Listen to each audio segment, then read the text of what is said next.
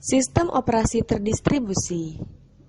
Sistem operasi terdistribusi adalah salah satu implementasi dari sistem terdistribusi, di mana sekumpulan komputer dan prosesor yang heterogen terhubung dalam satu jaringan. Sistem operasi komputer berfungsi sebagai penghubung antara perangkat keras atau hardware dengan pengguna atau yang disebut user. Sistem operasi juga berfungsi sebagai program pengendali dengan tujuan untuk 1. Menghindari kesalahan pengguna komputer. 2. Mengatur pengelolaan sumber daya yang terdapat pada sistem komputer. 3. Menyediakan layanan kepada pengguna sehingga memudahkan pengguna dalam mengoperasikan komputer. Komponen sistem operasi terdiri dari 1. Manajemen proses. Proses adalah keadaan ketika sebuah program sedang dieksekusi. Sebuah proses membutuhkan beberapa sumber daya untuk menyelesaikan tugasnya. Kedua, manajemen memori utama. Memori utama atau dikenal sebagai memori adalah sebuah array yang besar dari word atau byte, yang ukurannya mencapai ratusan, ribuan, bahkan jutaan. Setiap word atau byte mempunyai alamat tersendiri. Ketiga, manajemen penyimpanan sekunder. Data yang disimpan dalam memori utama bersifat sementara dan jumlahnya sangat kecil. Keempat, manajemen sistem input-output. Sering disebut device manager. Menyediakan device driver yang umumnya sehingga operasi input-output dapat seragam atau membuka, membaca, menulis, dan menutup. Kelima, manajemen berkas. Berkas adalah kumpulan informasi yang berhubung sesuai dengan tujuan pembuat berkas tersebut. Berkas dapat mempunyai struktur yang bersifat hierarkis. Keenam, sistem proteksi. Proteksi mengacu pada mekanisme untuk mengontrol akses yang dilakukan oleh program, prosesor, atau pengguna ke sistem sumber daya. Ketujuh, jaringan. Sistem terdistribusi adalah sekumpulan prosesor yang tidak berbagi memori atau clock. Kedelapan, Command Interpreter System. Sistem operasi menunggu instruksi dari pengguna atau command driven. Program yang membaca instruksi dan mengartikan control statements umumnya disebut Control Card Interpreter, Command Line Interpreter, dan Unix Shell. Konsep dasar proses dalam sistem operasi. Proses dalam sistem operasi adalah suatu bagian dari program yang berada pada status tertentu dalam rangkaian eksekusinya. Terdapat proses state. Status proses selalu berubah-ubah selama suatu program dieksekusi atau dijalankan. Beberapa status tersebut ialah A. New, B. Running, C. Waiting, D. Ready, dan E. Terminated. Terdapat pula proses control block atau PCB. Untuk pengelolaan proses, sistem operasi membutuhkan banyak informasi mengenai semua informasi ini pada PCB. Beberapa informasi itu seperti berikut. 1. Proses state. 2. Program counter. 3. CPU register. 4. CPU scheduling information. 5. Memory management information. 6. Input-output status information. Dan 7. Accounting.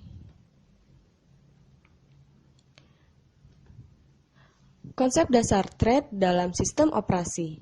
Thread dalam sistem operasi dapat diartikan sebagai sekumpulan perintah atau instruksi yang dapat dilaksanakan atau dieksekusi secara sejajar dengan ulir lainnya.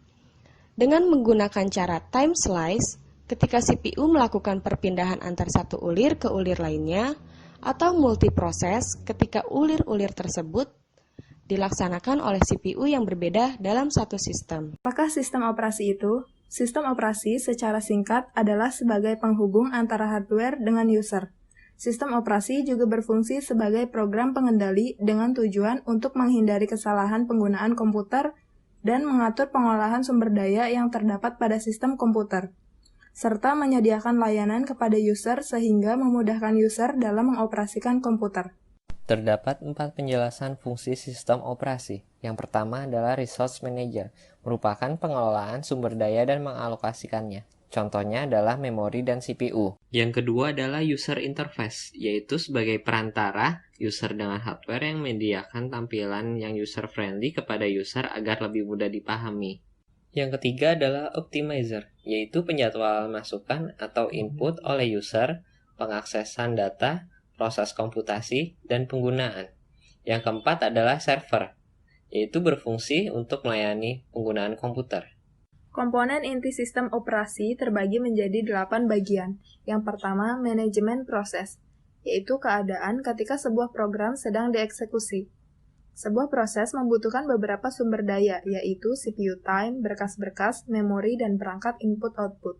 Sistem operasi bertanggung jawab atas aktivitas-aktivitas yang berkaitan dengan manajemen proses seperti menyediakan mekanisme untuk proses komunikasi, penanganan deadlock, dan proses sinkronisasi. Yang kedua adalah manajemen memori utama, yang berfungsi sebagai tempat penyimpanan yang akses datanya digunakan oleh CPU atau perangkat input-output.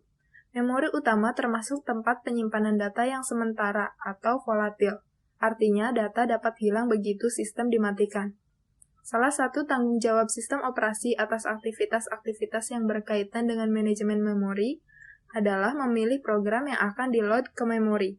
Yang ketiga adalah manajemen penyimpanan sekunder, yang fungsinya merupakan kebalikan dari memori utama, yaitu untuk menyimpan keseluruhan data dan program komputer yang bersifat permanen dan dapat menampung banyak data. Contoh dari secondary storage adalah hard disk dan disket. Yang keempat adalah manajemen sistem input-output, yang sering disebut sebagai device manager. Contohnya adalah penggunaan operasi yang sama untuk membaca berkas pada hard disk, CD-ROM, dan floppy disk. Yang kelima adalah manajemen berkas. Berkas adalah kumpulan informasi yang berhubungan sesuai dengan tujuan pembuat berkas tersebut. Sistem operasi bertanggung jawab membackup berkas ke media penyimpanan yang permanen atau non-volatil, pembuatan berkas, dan penghapusan berkas. Yang keenam adalah sistem proteksi, yaitu membedakan antara penggunaan yang sudah diberi izin dan yang belum. Yang ketujuh adalah jaringan. Sistem terdistribusi adalah sekumpulan prosesor yang tidak terbagi memori. Proses-proses tersebut terhubung melalui jaringan komunikasi. Sistem terdistribusi menyediakan akses pengguna ke berbagai macam sumber daya. Yang kedelapan adalah Command Interpreter System. Sistem operasi menunggu instruksi dari pengguna. Program akan membaca instruksi dan mengartikan control statement. Umumnya disebut Control Card Interpreter, Command Line Interpreter, dan Unix Shell. Konsep proses thread di sistem operasi. Di dalam suatu sistem operasi seperti Windows terdapat proses. Proses adalah pengeksekusian dari suatu program. Dalam sistem komputer, proses memiliki beberapa status, di antaranya 1. New atau created. Pada tahapan ini, proses telah selesai dibuat dan menunggu ke status selanjutnya. Kedua, ready atau waiting. Pada tahapan ini, proses telah dinyatakan siap dan menunggu untuk dieksekusi. Ketiga, running. Pada tahap ini, proses akan dieksekusi, namun terdapat beberapa kondisi. Jika sebelumnya tidak ada proses yang sedang dieksekusi, maka akan langsung dieksekusi. Jika terdapat proses yang sedang berjalan, maka akan kembali ke status waiting. Jika proses tersebut membutuhkan sinyal dari user, maka akan menuju status block. Yang keempat adalah block. Tahapan ini akan menunggu sinyal dari user. Jika telah selesai, akan menuju ke status waiting. Yang kelima adalah terminated. Pada tahapan ini proses telah dihentikan. Ini dapat terjadi karena proses telah benar-benar selesai atau dihentikan secara paksa oleh user. Contohnya adalah aplikasi Line. Pada tahap ini, aplikasi Line berada pada status ready. Saat Anda membuka aplikasi Line, Anda akan memulai suatu proses, yaitu line.exe yang menjadikannya pada status running. Pada tahap ini, sebuah thread telah terbentuk. Thread adalah jalur eksekusi dalam proses. Ini berarti bahwa thread merupakan bagian dari proses. Pada operating system Windows, bagian dari program yang sedang berjalan biasa disebut dengan task. Contohnya adalah pada browser Chrome. Saat Anda browsing seperti biasa, hanya terdapat satu task, yaitu Chrome. Namun, saat Anda membuka pilihan seperti bookmark atau download, maka akan muncul task baru bernama library. Kedua task ini akan berjalan dalam satu proses, yaitu chrome.exe. Operating System Windows mendukung multithreading, sehingga Anda dapat menjalankan proses yang berbeda dalam waktu yang bersamaan. Contoh kecilnya adalah saat Anda melakukan proses print suatu dokumen pada data Microsoft Word. Dan pada saat bersamaan, Anda pun dapat memasukkan input dengan mengetikkan kata-kata ke dalam Microsoft Word tersebut. Ini adalah keuntungan dari multithreading.